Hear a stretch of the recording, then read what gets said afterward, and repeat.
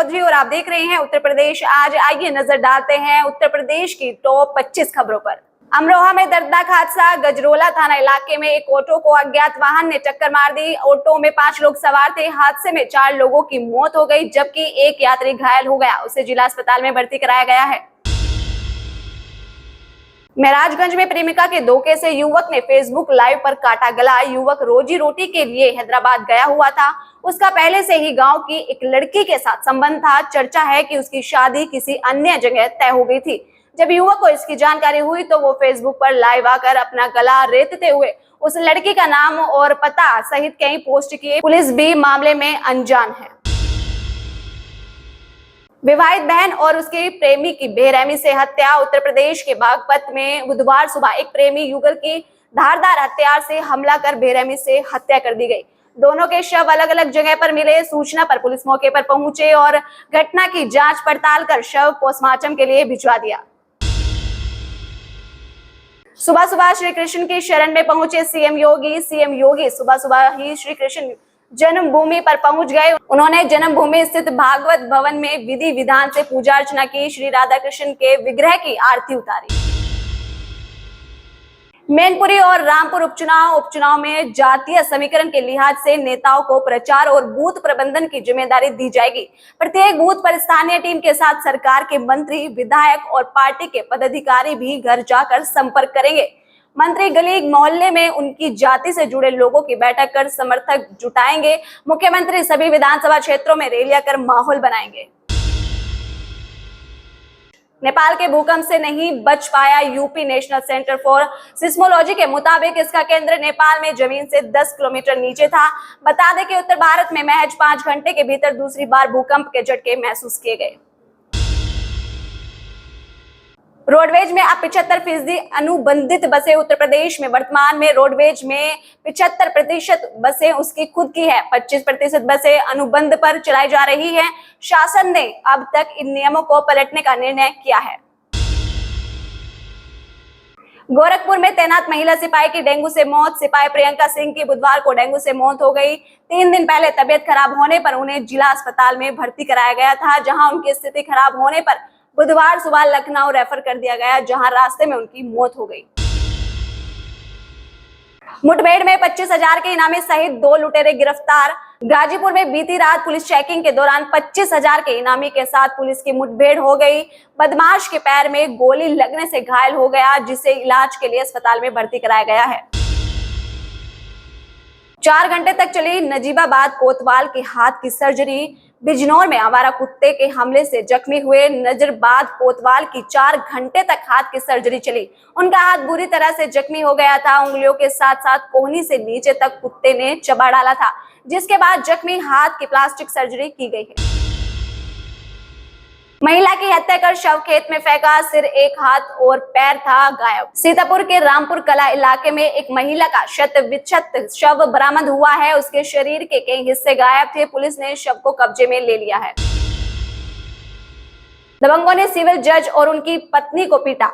पारा के सरोसा भरोसा में 5 दिन पहले हुई वारदात में दबंगों ने सिविल जज और उसकी पत्नी की पिटाई कर दी और रिवॉल्वर, राइफल, सोने की चैन और 1.5 लाख का मोबाइल लूट लिया। मामले में केस दर्ज कर लिया गया है। घर के अंदर घुसे मगरमच्छ को देखकर परिजनों के हाथ पांव फूले। बहराइच जिले के नानपारा कोतावाली क्षेत्र में जुल्हानपुरवा गांव के एक घर में बुधवार सुबह एक मगरमच्छ पहुंच गया। परिजनों की नजर पड़ी तो हड़कंप मच गया। सब परिजन घर के बाहर निकल गए। सूचना वन विभाग को दी गई। मौके पर पहुंची टीम ने आधे घंटे रेस्क्यू किया, जिसके बाद मगरमच्छ को पकड़ा जा सका।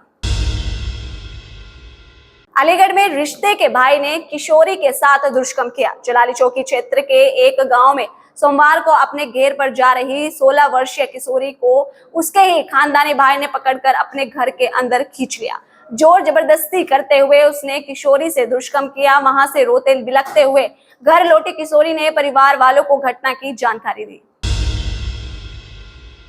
डेंगू मरीजों के मामले में लखनऊ प्रदेश में दूसरे नंबर पर। यूपी में डेंगू से अभी राहत मिलने के आसार नहीं है। मरीजों की संख्या के मामले में प्रयागराज पहले और लखनऊ दूसरे स्थान पर है। इससे अभी राहत मिलने की उम्मीद नहीं है। स्वास्थ्य केंद्रों पर भी भर्ती होंगे डेंगू के मरीज। वाराणसी जिले में डेंगू मरीजों की संख्या दिन प्रतिदिन बढ़ती जा रही है। इस समय कुल मरीजों की संख्या 275 तक पहुंच गई है। नवागत जिलाधिकारी एक राजलिंगम के स्वास्थ्य विभाग के अधिकारियों के साथ बैठक में मरीजों का बेहतर इलाज करने का निर्देश दिया है। आगरा में गरज चमक के साथ तेज बारिश, बिजली गिरने से पिता और दो पुत्र झुलसे। पिनाहाट क्षेत्र के गांव पूरा सुताहारी में बुधवार सुबह आकाशीय बिजली गिरी। इससे खेत में काम कर रहे मोहन सिंह और उनके दो पुत्र झुलस गए। गोरखपुर कार्तिक पूर्णिमा पर स्नान करने गए 5 किशोरी नदी में डूबे। रोहित नदी में नहाने गए रामनगर निवासी कृष्ण जायसवाल, अभिषेक 14 वर्षीय और हिमांशु 13 वर्षीय डूब गए।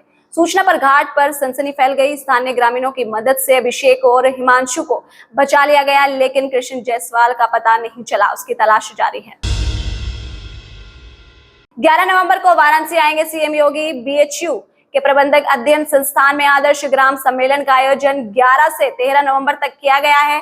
कार्यक्रम का उद्घाटन उत्तर प्रदेश के मुख्यमंत्री योगी आदित्यनाथ करेंगे।